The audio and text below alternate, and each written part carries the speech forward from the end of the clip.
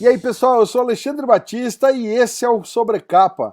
A gente está mais uma vez com o nosso Costelinha no Deezer, Spotify, Castbox e iTunes, ou aqui no Sobrecapa, no YouTube, em vídeo. Antes da gente conversar, quero que vocês se atentem para aquele recado de sempre. Aproveita e já dá aquele like no vídeo, se inscreve no canal se não for inscrito e clica no sininho para ativar as notificações. Você pode personalizar o seu conteúdo entre todas, algumas e nenhuma notificação.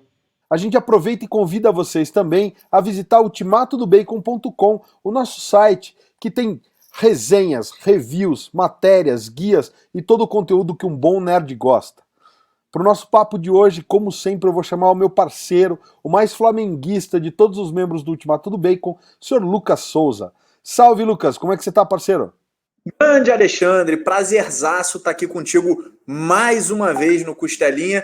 E hoje, cara, o pessoal que está sempre acostumado a ver a gente falando de quadrinho nacional, falando da Ultimato do Bacon Editora, hoje esquece. Hoje a gente vai falar de um outro assunto completamente diferente, tudo a ver também com o meio nerd, mas completamente diferente. E para a gente poder se guiar e se embrenhar no meio desse tópico, os board games, a gente vai contar hoje com a participação sensacional do Evandro Parreira, o nerd resenheiro lá da Dragory Games. Evandro, muito bem-vindo, prazer estar com você aqui, cara. Opa, tudo bom, galera? Muito obrigado aqui pelo convite, Sobrecapa, Ultimato do Bacon, Alexandre, Lucas. É realmente um prazer estar aqui para falar de board game. Como um grande fã de quadrinho, eu sempre deixei aquele espacinho ali na prateleira, tiro uns 2, 3 encadernados e encaixo ali meu board game. Acho que todo mundo tem espaço para todos os hobbies possíveis. Bom demais, cara, bom demais. Eu vou dizer que eu sou entusiasta de board games tem mais ou menos uns 10 anos que eu entrei a sério, né? Eu era molequinho, jogava Jogo da Vida, Detetive, os clássicos, né? Banco Imobiliário, Monopoly, né? E depois de uma certa idade meio que abandonei, a gente fica meio órfão, né? Sei lá, minha família não tinha costume. E aí quando eu vim para Curitiba, eu comecei a pegar de novo, porque aqui em Curitiba a galera é muito viciada em board game. Eu não sei se é porque a cidade é fria, você tem aquela coisa, porque a gente vê que na Europa, né, é uma cultura super difundida do board game. Enfim, eu retomei esse gosto por board game. Eu já queria lançar a pergunta, cara.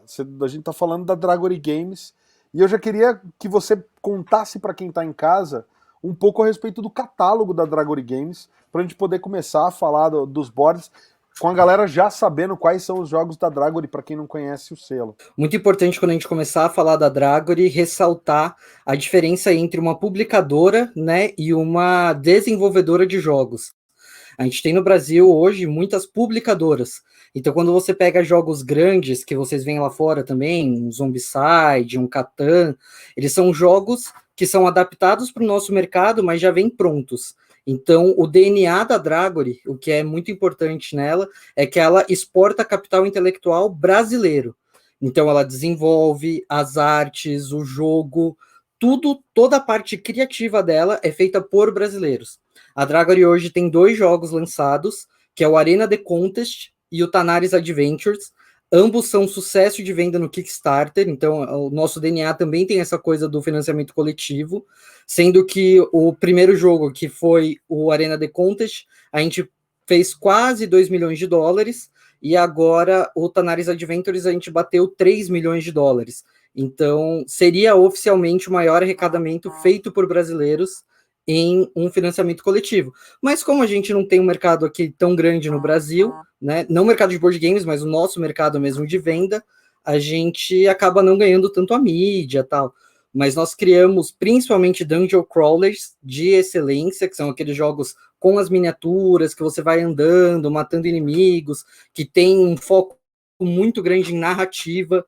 Então, os nossos jogos têm, fora um livro de manual, um livro com a história, com finais alternativos, puzzles. É um trabalho aí de excelência, realmente, e que é bem difícil de encontrar no nosso mercado interno.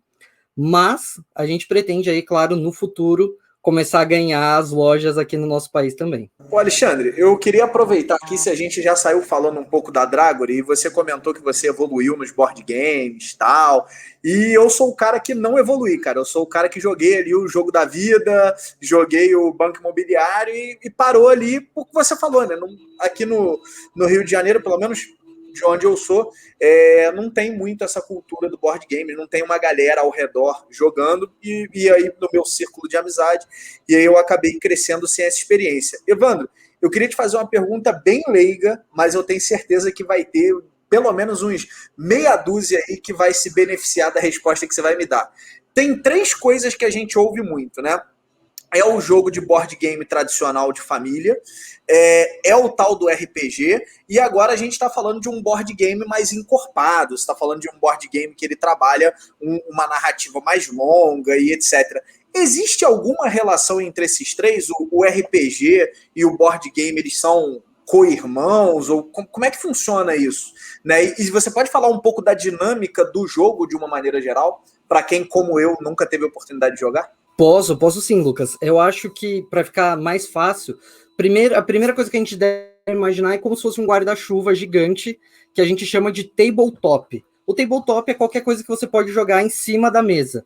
Então, se a gente fosse falar um termo genérico que apanha todos os tipos de jogos offline, todos os jogos que não são jogados em um console ou em um computador, aí a gente abrange board game, RPG, tudo junto. Aí, quando vai separar, como é que a gente faz? Principalmente, o RPG, ele é um jogo que, por essência, você tem interpretação de papéis. Essa é a grande diferença. O que é interpretação de papéis? Imagina que é como se fosse uma brincadeira de faz de conta, só que você tem regras. Então, se você vai atacar, você tem que rolar um dado. Se você quer fazer uma acrobacia, se você quer subir em uma árvore, alguma coisa, enquanto você está tomando essas decisões, você tem um narrador. Você vai ter uma pessoa que não é um jogador, que vai contar aquela trama ali para você. Qual que é a principal relação disso com os jogos de tabuleiro? Os jogos de tabuleiro, inicialmente, eles eram jogos feitos para você jogar em família de uma forma equilibrada. Então você tinha uma incidência de coisas de sorte muito grande. Tanto que você pode ver aí, os jogos que a gente tinha aqui ali nos anos 70, com a Estrela, com a Grow, você rola muitos dados para para fazer as rodadas acontecerem. Tanto num banco imobiliário quanto num War, você consegue fazer uma criança de 8 ou 9 anos ter ali uma jogabilidade bem equilibrada com a de um adulto de 40, 50 anos, sem problema. Só que o que acontece? Com o tempo, que nem você falou aquela hora, o Alexandre ressaltou que na Europa as pessoas jogam mais, tudo. Não só eles jogam mais, como eles têm um apreço muito grande por uma mecânica mais técnica. Então você tem pouca incidência de sorte dentro do jogo. É aí que tudo se mistura. O jogo de narrativa principal que a gente conhece é o Dungeons & Dragons. Quando ele explodiu de sucesso lá nos Estados Unidos, o mercado começou a tentar falar, opa, peraí, a gente tem que dar um jeito de juntar as duas coisas que são muito parecidas. E foi aí que surgiu o que é considerado a maior onda dos novos board games, o Colonizadores de Catan. O Colonizadores de Catan junta coisas de sorte, coisas de interpretação um pouco ali, tem uma historinha por trás dos colonizadores, com a parte de jogabilidade técnica dos europeus. Então é o que eles chamam do American Trash, né, que são jogos de sorte, de baboseira, e o modo euro, que é extremamente técnico. Então isso é a principal diferença quando a gente vai falar ali etimologicamente. Mas aqui pra gente no Brasil, a principal diferença é realmente essa. RPG são os jogos de interpretação, como um Vampiro, um Dungeons & Dragons. Jogos de tabuleiro, apesar de ser só uma tradução literal de board games, a gente costuma se referir ao Banco Imobiliário, Jogo da Vida, e os board games são esses jogos novos, que são definidos como novos apenas por esse design que vai te trazer mais mecânica e que vai acabar premiando mais a individualidade do jogador e não a sorte. E aí, Lucas, ficou claro ou precisa mais? Você acha que eu queria tirar mais uma dúvida, cara. Vou aproveitar aqui, pô, já que a gente tá com a sorte de estar com um especialista aqui, deixa eu fazer só mais uma pergunta, prometo, Alexandre. E de novo, galera que tá ouvindo aí, se você já entende muito de board game, deixa eu me divertir aqui fazendo pergunta e entendendo um pouco mais. Evandro, você falou um pouco do trabalho que vocês fazem com a questão da história, da narrativa. E por outro lado, você falou da questão do mestre, né? Do cara que, me corrija se eu tiver entendido errado, do cara que vai ali guiar a história. Qual é o nível de liberdade que esse guia tem com a história normalmente, né?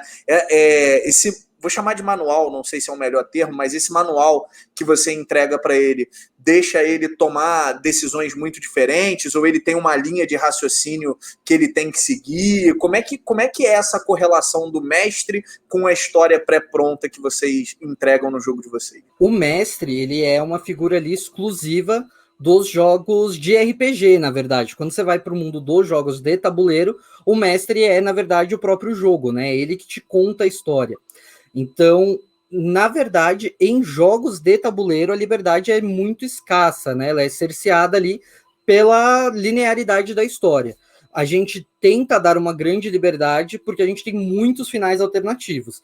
Então, só para você ter uma ideia, o nosso jogo ele apresenta dragões elementais históricos que eles afetam ali a geografia do jogo. Então, por exemplo, se você mata o dragão da tormenta, o mar que onde o dragão da tormenta vai ficar calmo, e isso tem impactos porque nações que estão além do mar não conseguiam atravessar e agora vão poder atravessar para atacar a sua cidade.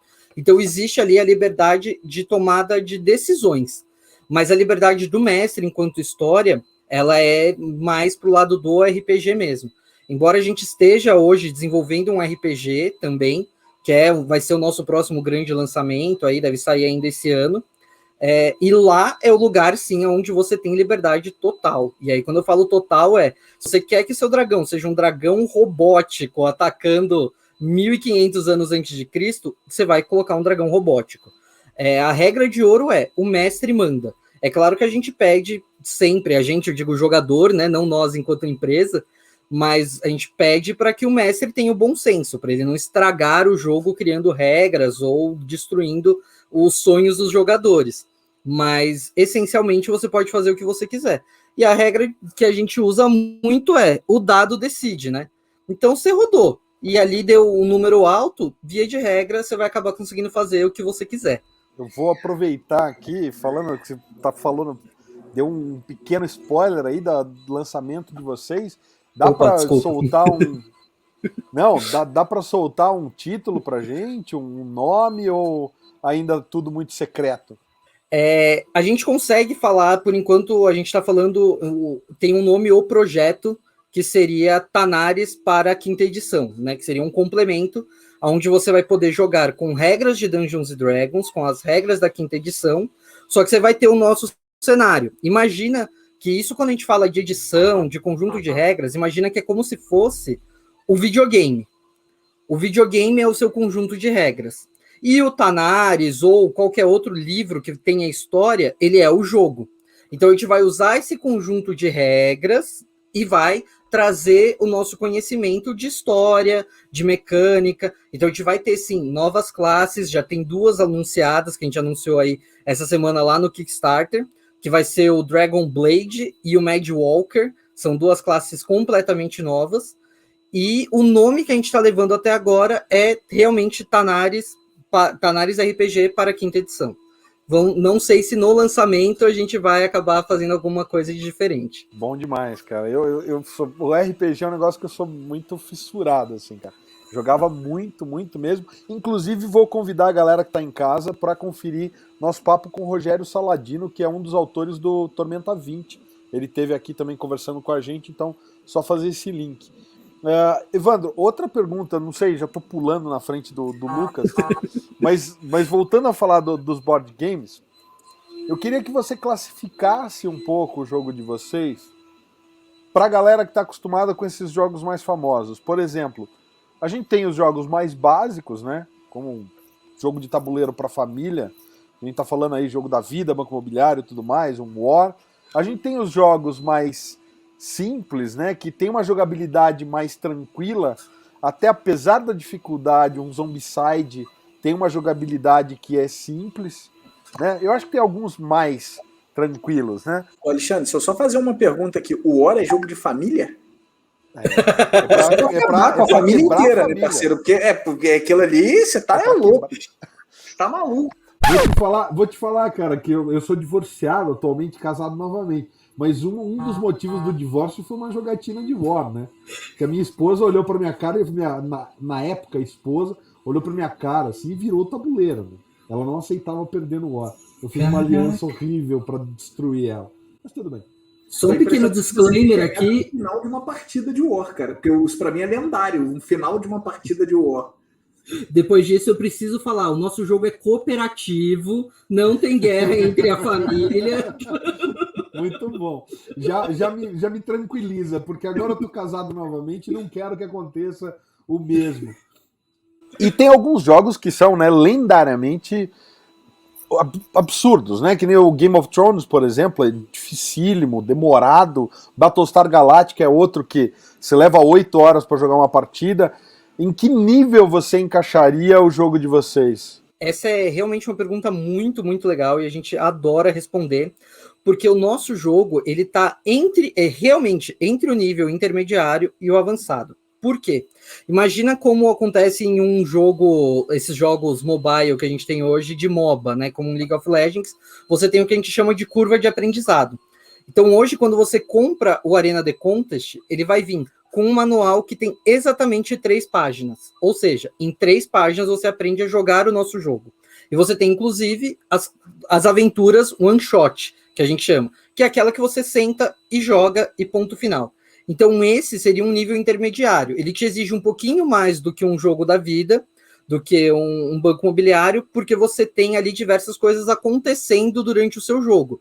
Você vai pegar itens, você tem poderes para usar, cada pessoa tem o seu personagem que tem um poder específico. Então ele é realmente um pouquinho mais complexo do que os nossos jogos da década de 70. E por que ele se torna avançado? Porque aí você tem essa outra opção, que é jogar uma campanha. A campanha é realmente como um jogo de videogame. Você vai começar ali com quase nada e vai seguindo uma história. Tanares é um mundo onde você tem um coliseu e, devido a uma grande maldição, as pessoas, quando tem derramamento de sangue, elas são punidas com uma catástrofe natural. Então, todos os combates começaram a ser realizados dentro de uma arena. Essa é a história do Arena The Contest. E aí, as pessoas que lutam nas arenas são grandes heróis. Você resolve todos os conflitos com uma pequena batalha, e essa batalha pequena não é suficiente para causar a catástrofe da maldição. Então, o que acontece?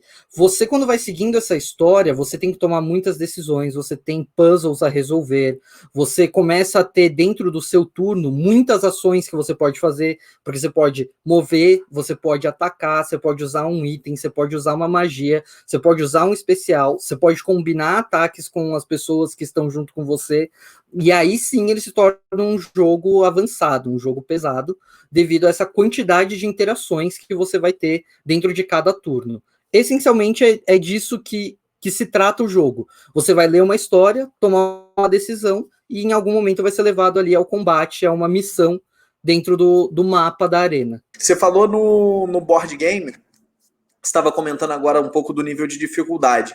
O quanto que na tua visão de jogador que o jogo varia de acordo com a quantidade de jogadores, de acordo com o que você tira nos dados? A pergunta, no fundo, é algo que fica repetitivo ou, apesar de ter uma linha de história, toda vez que eu jogo, vem uma surpresa diferente? Para mim, o board game tem esse grande efeito replay, né? Porque como você vai ter pessoas interagindo e cada pessoa pensa de um jeito, isso eu não tô falando só dos nossos jogos, né? Tô falando do mercado em geral. Cada vez que você jogar, vai ter realmente uma coisa nova. Ele não se torna tão repetitivo.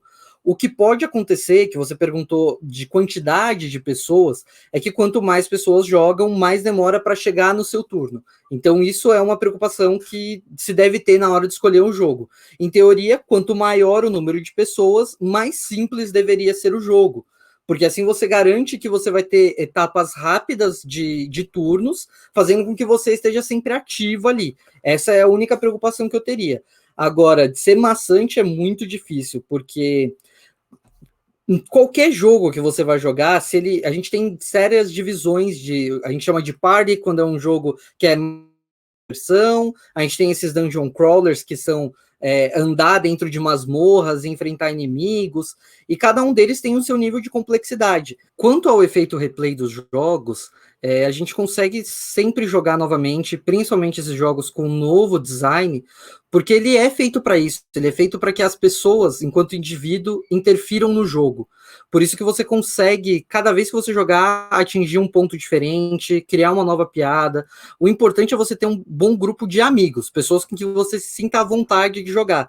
Porque é disso que se trata ali. O board game ele é como um grande almoço, só que em vez de comida, você tem dados rolando na mesa.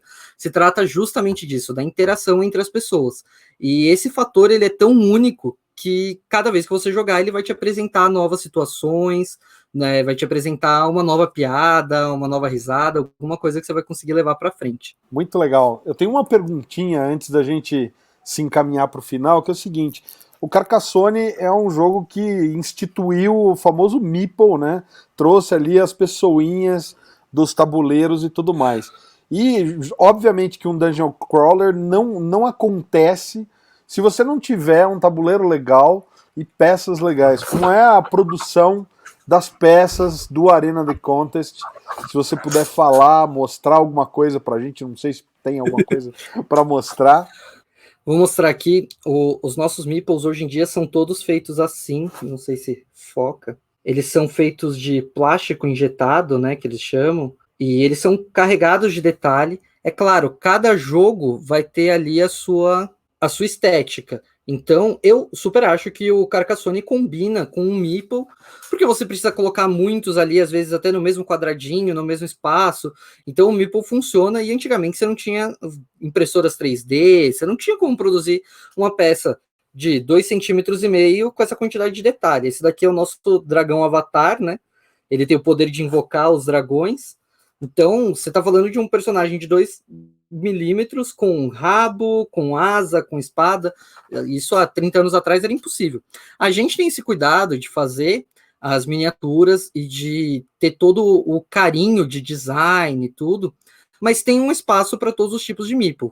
O que a gente tem muita preocupação, e acredito que a maioria das empresas, é até o nosso lema, a gente brinca que é for tables, not shelves, né? Ou seja, ele é para mesa e não para sua prateleira. Então, apesar de ser muito bonito, a gente não pode esquecer que o fator principal de qualquer jogo é a jogabilidade, é a diversão que ele apresenta enquanto jogo mesmo. E o Carcassonne é realmente uma citação histórica, né? A cidade de Carcassonne é muito importante, então foi precisamente uma ótima comparação para explicar esse ponto.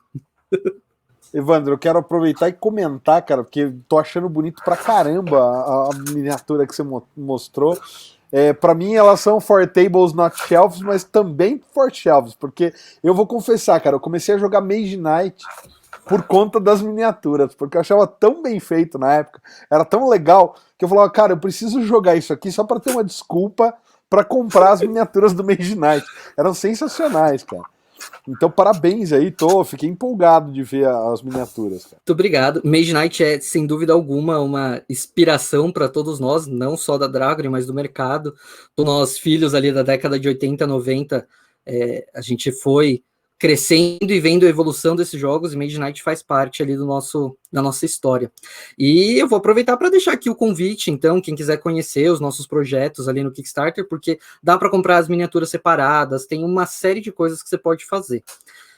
Realmente é algo, isso Evandro falando enquanto fã, é algo maravilhoso. Toda vez que eu acordo e vejo aqui no meu quarto, eu tenho várias miniaturas espalhadas pelo quarto e tal, e saber que a gente trabalha com isso, saber que o Brasil está despontando dentro desse mercado é algo único.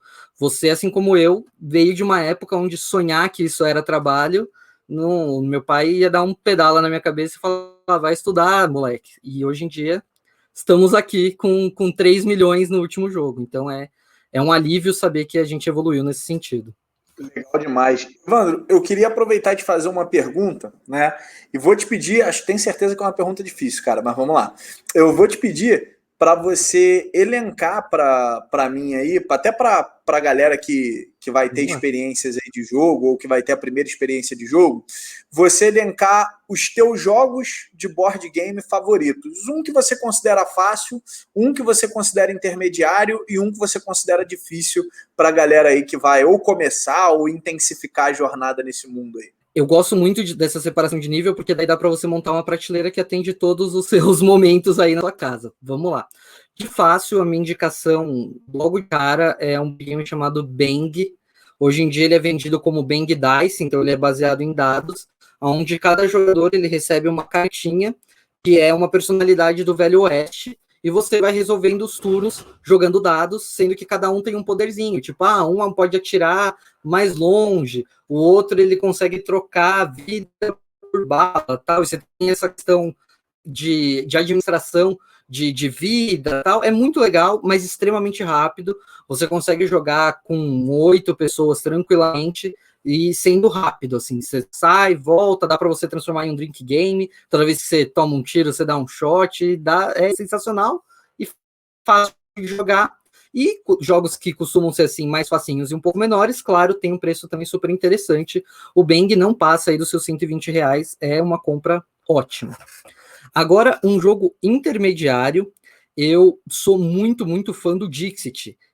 Hoje em dia, quase todo mundo que permeou ali em algum momento o mundo do board game ouviu falar do Dixit. Ele é um jogo que tem desenhos psicodélicos e você precisa dar uma dica. A ideia é que você dê uma dica que represente uma carta que está na sua mão, mas sem ser uma dica muito na cara. Porque as outras pessoas vão usar cartas da mão dela para roubar a sua dica. Então, por exemplo, imagina que a minha dica é amarelo. Aí a outra pessoa tem uma carta que tem um girassol, ela vai me entregar. A gente embaralha e depois as pessoas têm que tentar adivinhar qual é a carta de quem deu a dica. Eu sei que parece um pouco complexo de explicar assim rapidinho, mas em uma rodada todo mundo já entendeu o jogo, é super simples e tá ali no intermediário ali, tanto de preço quanto de complexidade. Agora, em um jogo pesado, eu não vou roubar, não vou citar a Dragory mesmo, eu vou citar o que é, para mim, assim, a minha maior descoberta do mundo dos board games, que é o Mansion of Madness. Esse jogo é um jogo de terror denso.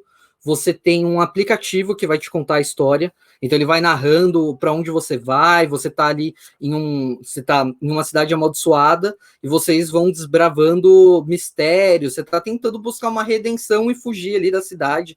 Então você entra em mansões, você acha artefatos, tem combate, aparecem monstros, e ele é mais um dos jogos que tem uma grande influência do HP Lovecraft, né? Essa coisa do Call of Cthulhu, que hoje em dia é muito famoso, mas a gente está falando de um jogo aí que já está na sua segunda edição, que já tem um bom tempo de mercado. E claro, essa coisa de ter um aplicativo narrando para você o jogo é bem ímpar, é difícil mesmo hoje em dia, anos depois, você encontrar outros jogos que faça isso e que faça tão bem. Adorei as dicas, cara. Eu vou marcar o Mansion of Madness que eu não conhecia. O Bang e o Dixit eu tenho aqui, porque já tá na prateleira. Inclusive, vou fazer um comentário, porque quando eu conheci minha esposa, a gente se conheceu aqui em Curitiba, e aí ela foi para São Paulo, na casa de uma amiga. E a gente marcou de se encontrar no Ludus, que é um bar de jogos lá em São Paulo. Ludus Loderia. E a gente jogou justamente Bang, cara. Então foi... Tem história na nossa vida aqui o Bang, porque, cara, eu acho divertidíssimo, é legal demais mesmo. Excelentes dicas, cara. Eu sou fissurado, já tá anotado aqui o Mansion of Madness, cara. Lucas, vou deixar para você fazer os agradecimentos finais, só quero fazer uma última pontuação aqui pra galera que tá assistindo. A gente conversou também, tem um tempão já, com o Guilherme Moraes, lá da Retropunk, que é outra desenvolvedora de jogos. É óbvio que eles focam mais em card game, né, que é jogos de cartas e tudo mais, mas eu acho que é legal realmente, como você mencionou, Evandro, a diferença entre as editoras que publicam um jogo, que na verdade eles fazem uma adaptação, uma tradução, mas é um jogo que vem pronto de lá de fora, com isso que vocês estão fazendo aí, da Dragory está fazendo realmente o desenvolvimento de todo o sistema de regras, de personagens, de história e tudo mais.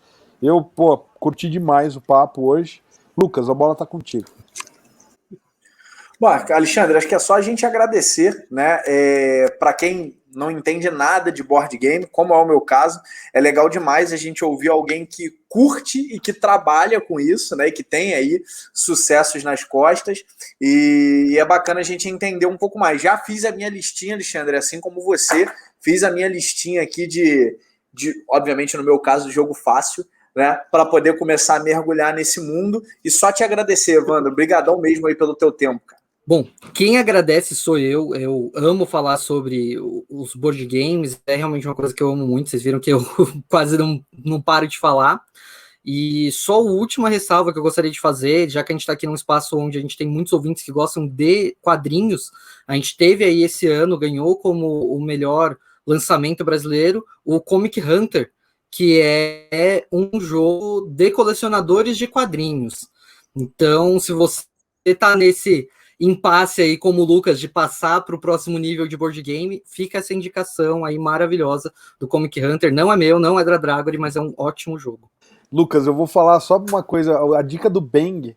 Quem viu o nosso podcast com o Palmiotti sabe o quanto você curte Faroeste. Quem acompanha lá no Ultimato do Bacon sabe que você é o cara do Faroeste lá do Ultimato do Bacon. Você vai amar jogar Bang, cara, porque ele é, cara, Velho Oeste na veia, legal demais. Eu lembrei de falar isso agora, mas mais uma vez, de novo, Evandro, obrigado mesmo pelo seu tempo, pela sua atenção. A gente vai acompanhar de perto e depois que o Arena de Contest estiver aí nas prateleiras, a gente volta a conversar contigo para falar da recepção, para falar dos próximos projetos. A casa vai estar sempre aberta para você, cara. Obrigado mais uma vez. Quem puder e quiser seguir lá a minha página no Instagram, que é o @nerd.resenheiro. E a minha esposa, que por acaso faz tirinhas, está começando a desenhar um quadrinho também, que é Ilustra.j. Somos um casal aí bem nerd. Vamos honrar a trajetória do Alexandre também, que conheceu a esposa jogando board game, e a gente foi com quadrinho mesmo. E a você que está em casa, a gente agradece a sua audiência, obrigado por acompanhar a gente até agora. E não se esquece, visita ultimatodobacon.com para mais conteúdo, galera. Se você está no YouTube, tem mais vídeos aqui no canal. Não esquece também de clicar no logo do Sobrecapa para se inscrever, se não tiver inscrito. E até o próximo. Valeu!